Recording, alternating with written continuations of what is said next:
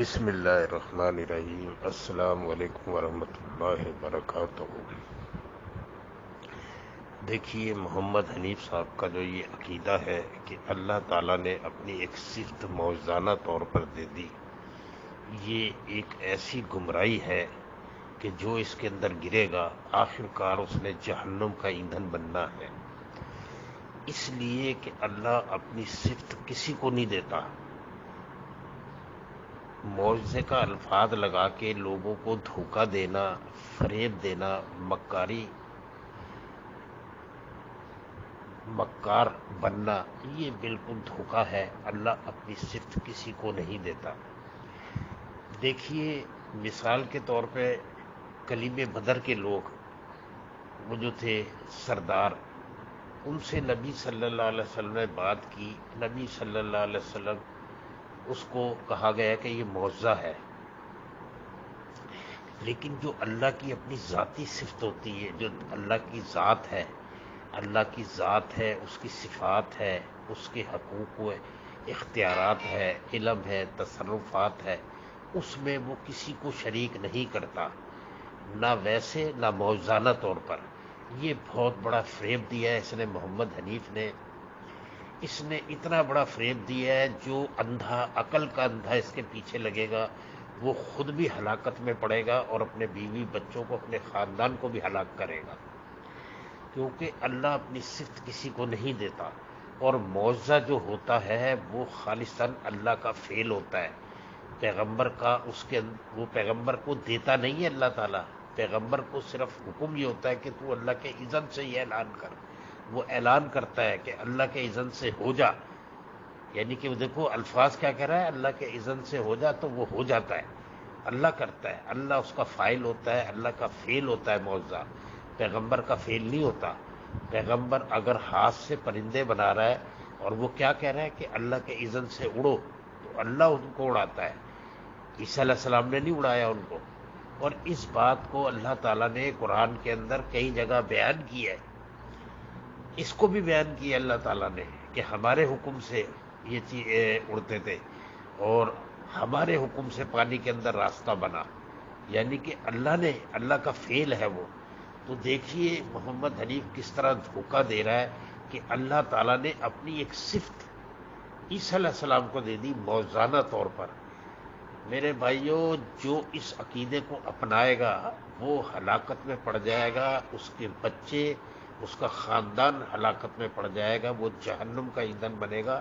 اللہ تعالیٰ اپنا کسی کو شریک نہیں کرتا، سمجھے؟ یہ محمد حنیف کی بہت بڑی فریب کاری ہے۔ صرف اپنے تعظیمی سجدے کو جائز قرار دینے کے لیے، اس کو جواز بخشنے کے لیے محمد حنیف نے پھر یہ شرک کیا۔ دیکھیے، ایک جھوٹ کو چھپانے کے لیے آدمی 100 جھوٹ بولتا ہے، پھر وہ جھوٹ ہی رہتا ہے۔ محمد حنیف نے تعظیمی سجدہ، یہ ایک جھوٹ گھڑا، اپنے نفس کی پیروی کی، ابن کثیر کی اتباع کی، ابن کثیر کا چربہ کیا، اور اس کو جواز بخشنے کے لیے پھر محمد حنیف کی جب گرفت کی گئی تو محمد حنیف نے کہا کہ اللہ تعالیٰ نے اپنی صفت دے دی موجزانہ طور پر۔ تو اپنی صفت اللہ تعالیٰ کبھی بھی نہیں دیتا۔ اگر اللہ تعالیٰ اپنی صفت دے دے موجزانہ طور پہ، معجزے کا بھی الفاظ لگا دو، تو پھر اللہ کی صفت میں وہ شریک ہو گیا پیغمبر۔ اور پھر محمد حنیف کہتا ہے کہ اللہ اپنی صفت جب چاہے جس کو دے دے، تو پھر توحید اور شرک کا فرق ختم ہو جاتا ہے۔ اگر کسی کو ذرا بھی شعور ہے، ادراک ہے، اور وہ قرآن حدیث کو پڑھتا ہے، غور و فکر کرتا ہے، اگر اس عقیدے کو مان لیا جائے تو پھر دین تبلیغ اس کا مقصد ہی کوئی نہیں ہے۔ نہ صلاۃ پڑھنے کا کوئی مقصد ہے، نہ اذان دینے کا کوئی مقصد ہے، نہ قرآن پڑھنے کا کوئی مقصد ہے۔ اگر کوئی بتوں کی پوجا کر رہا ہے، کوئی بتوں کی پوجا کر رہا ہے، گھوڑے کی پوجا کر رہا ہے، جس کی وہ پوجا کر رہا ہے، پھر اس کو روکا نہیں جائے گا، اس لیے کہ اللہ تو اپنا شریک خود بنا رہا ہے محمد حنیف کے بقول۔ تو اگر یہ شرک کر رہے ہیں دوسرے لوگ، تو پھر ان کا کیا قصور ہے؟ تو میرے بھائیوں، محمد حنیف کے اس باطل اور گمراہ کن عقیدے سے اپنے بال بچوں کو بچاؤ۔ جو لوگ کسی بھی وجہ سے محمد حنیف کا ساتھ دیتے ہیں، وہ جان لیں، وہ زندہ رہیں تو یہ جان کر زندہ رہے کہ وہ کفر و شرک کر رہا ہے، اور شرک کا وہ دائی ہے، دائی یہ شرک ہے، اور وہ اللہ پر بہتان عظیم اسی طرح لگاتا ہے۔ دیکھو مشرکان مکہ کا کیا قصور تھا، وہ اللہ کے ماننے والے تھے، وہ بارشیں برسانے والا اللہ کو مانتے تھے، کھیتی اگانے والا اللہ کو مانتے تھے، ہوائیں چلانے والا وہ اللہ کو مانتے تھے، نباتات کو پیدا کرنے والا وہ اللہ کو مانتے تھے۔ قرآن گواہ ہے اس کے اوپر، وہ ہر چیز کا خالق اور مالک اللہ کو مانتے تھے۔ دیکھو جب ان کی کشتی طوفان میں پھنسی تو انہوں نے خالص کر کے اللہ کو پکارا، اور اللہ نے ان کی کشتی کو طوفان سے نکال کر کنارے پر لا کھڑا کیا، لیکن اس کے بعد پھر وہ اللہ کا شریک بنانے لگے۔ تو میرے بھائیوں، ان کا تو قصور صرف اتنا تھا کہ وہ کہتے تھے کہ جن کو تو نے خود اپنا شریک بنا لیا ہے، اور نبی صلی اللہ علیہ وسلم کہتے تھے کدین ہرگز نہیں، اللہ نے کسی کو شریک نہیں بنایا۔ تو بتائیے یہ تو مجھ سے بھی بڑا جرم کر رہا ہے، اور یہ لوگوں کو دھوکہ دے رہا ہے یہ معجزے کا الفاظ لگا کر۔ اس کذاب سے، دیکھیے میں سخت الفاظ اس لیے استعمال کرتا ہوں کہ لوگ غور کریں، پھر قیامت والے دن اور قیامت سے پہلے جب ان کی روح نکالی جائے گی، اس دن یہ چیخیں گے اور چلائیں گے، کہیں گے ہائے ہماری بربادی، ہمیں کہاں لیا جا رہا ہو۔ اس دن کے آنے سے پہلے اپنے ایمان کو ٹھیک کر لو، واپس پٹڑی پر آ جاؤ، واپس ٹرین کی پٹڑی پر آ جاؤ، اس راستے پر آ جاؤ صراط مستقیم پہ جس سے تم اتر گئے ہو۔ اور یہ تمہیں فریب دے رہا ہے، چکر دے رہا ہے محمد حنیف، کیونکہ یہ نفس کا پجاری ہے، یہ خواہشات کا اسیر ہے۔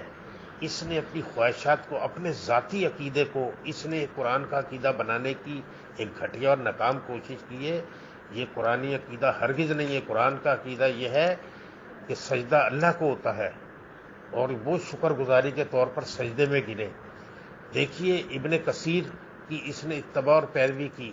یہ اتنا کذاب آدمی ہے کہ ڈاکٹر عثمانی کی جو تشریحات ہے اس کو یہ کہتا ہے کہ یہ ان کی تقریریں نہیں ہیں، ڈاکٹر صاحب کی تقریریں نہیں ہیں۔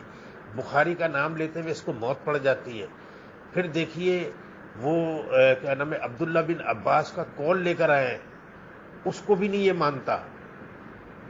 تو کیونکہ یہ پجاری ہے ابن کثیر کا، ابن کثیر سے یہ متاثر ہوا ہے، اور اس کی جن کو اگر شک ہے تو وہ ابن کثیر کی تفسیر پڑھیں اور محمد حنیف کی تفسیر پڑھیں، ان کو اندازہ ہو جائے گا اس نے کس طرح لوگوں کو خود بھی گمراہ تھا اور لوگوں کو گمراہ کیا۔ اور یہ کہتا ہے توحید، کون سی توحید؟